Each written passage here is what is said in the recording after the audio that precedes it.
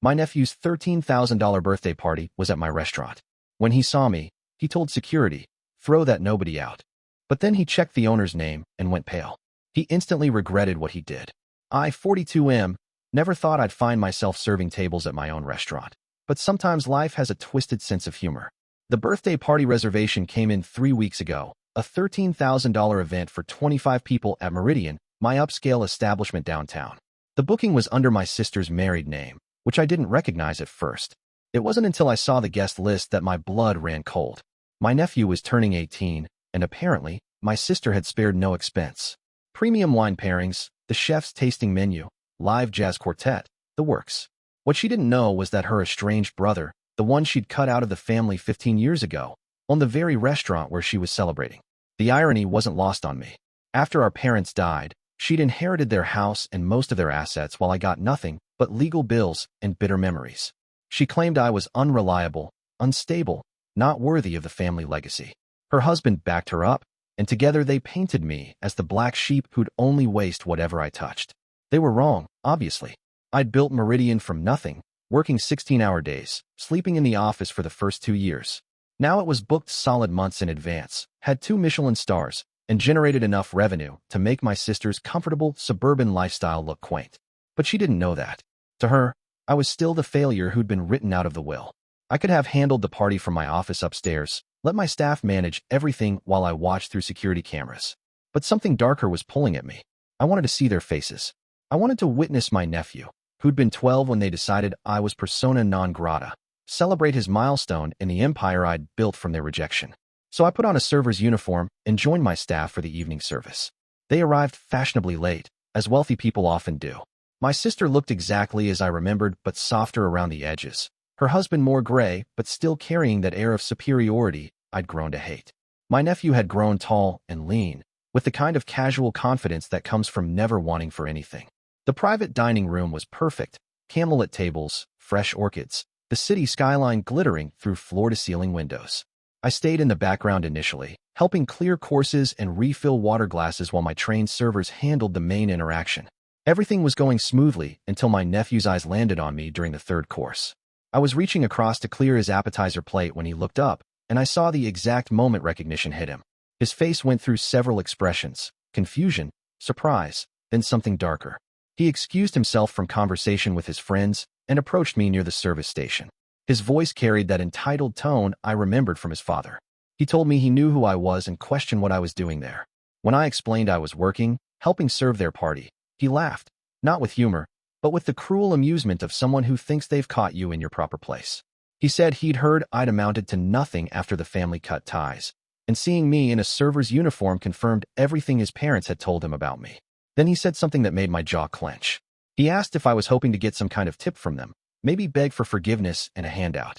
I kept my voice level and told him I was just doing my job, ensuring their party met our restaurant standards. That's when he made his mistake.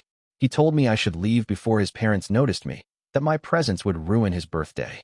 When I didn't immediately comply, he threatened to call security. I remained calm, explaining that as staff, I had every right to be there, but he'd already made up his mind.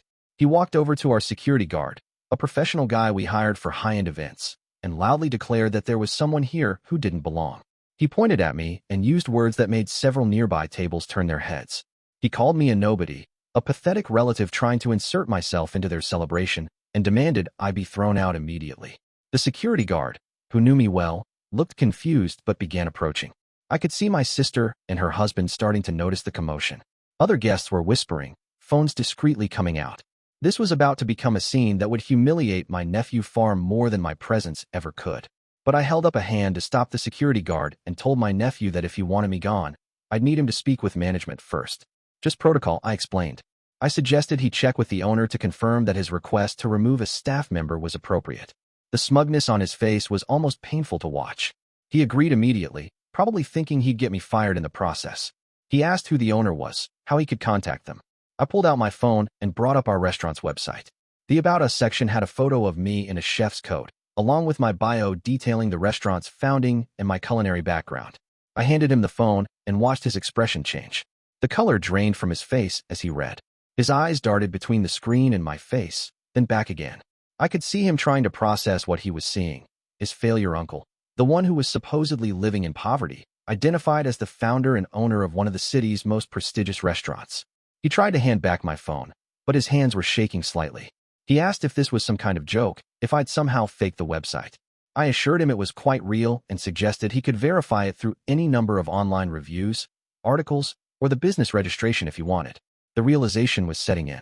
Not only had he just tried to have the owner of the restaurant thrown out, but he'd done it loudly, in front of dozens of witnesses, including several people with social media accounts who'd probably already captured parts of the interaction. He stammered an apology, but I could see the panic in his eyes. This wasn't just embarrassment. This was the dawning understanding that his family's $13,000 celebration was happening at the restaurant owned by the man they'd spent 15 years claiming was worthless.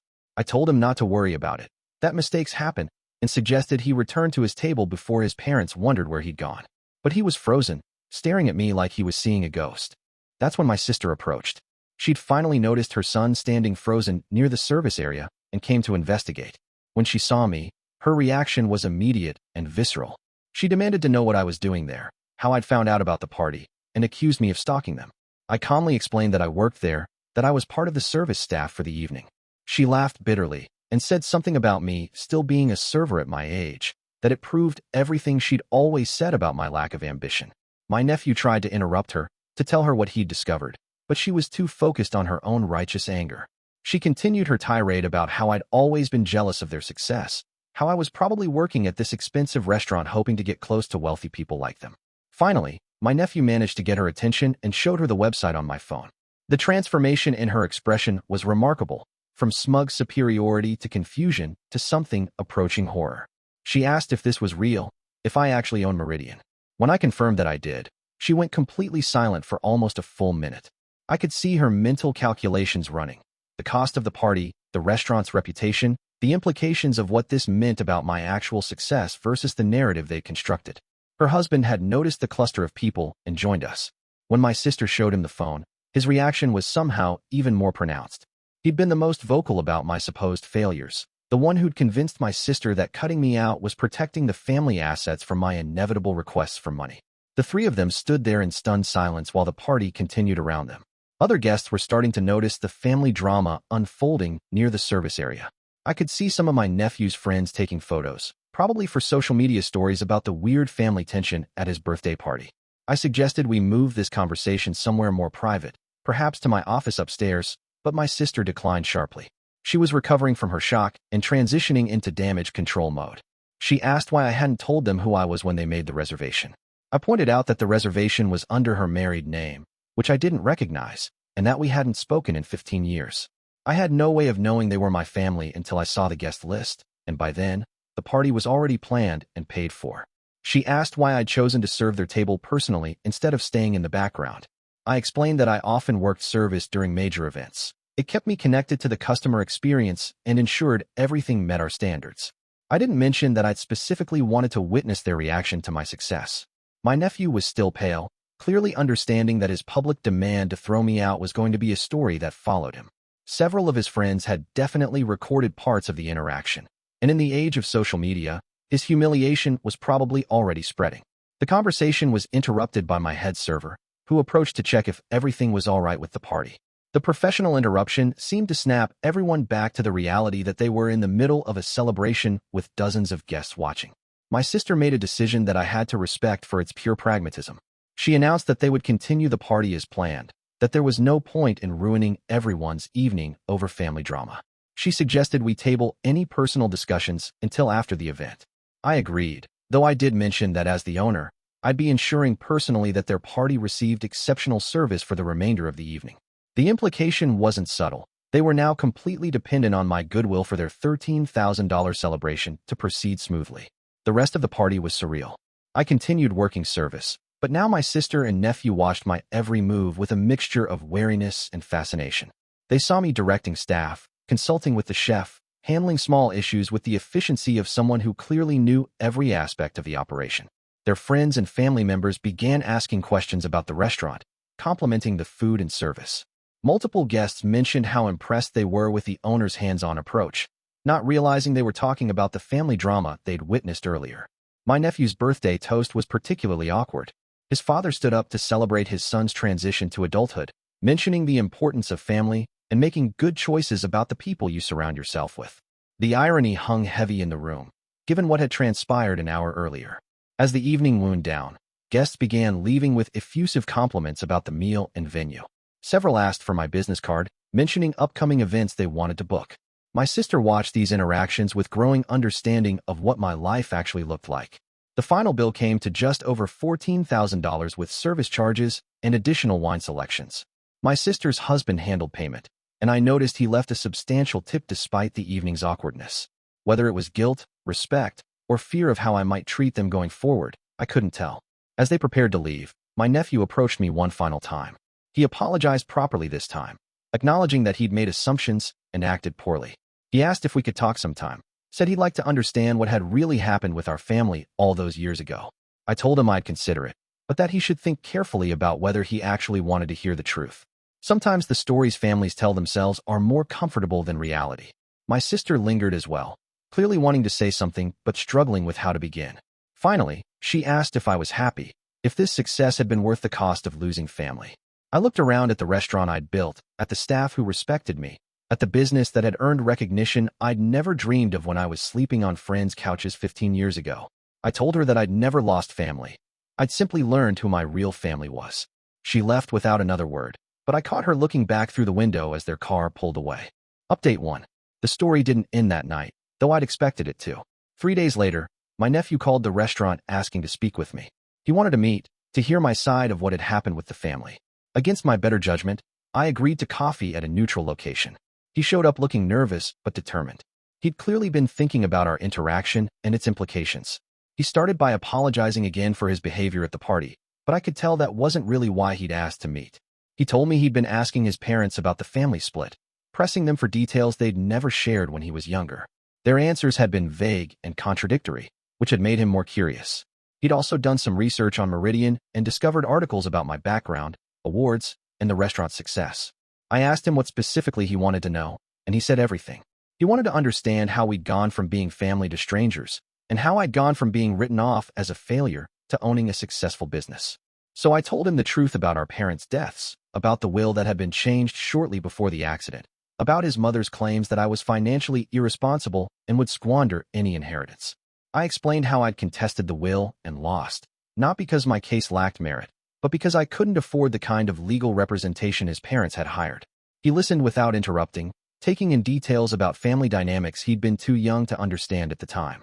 I told him about sleeping in my car, about working 3 jobs while trying to save money for culinary school, about the years of 18-hour days building Meridian from nothing. When I finished, he sat quietly for several minutes. Then he asked why I'd never tried to reconnect with the family as my success grew. Why hadn't I reached out to prove them wrong? I explained that proving them wrong had never been the point. I'd built my life to succeed despite their rejection, not because of it. Reaching out would have felt like seeking their validation, and I'd worked too hard to need that. He asked if I'd ever forgiven them, and I told him honestly that I hadn't decided whether forgiveness was necessary or even healthy in this situation. Some hurts run too deep for simple reconciliation. Our conversation lasted 3 hours, and by the end, I could see he was processing a version of his family history that was completely different from what he'd grown up believing. He asked if he could stay in touch, independent of whatever happened with his parents.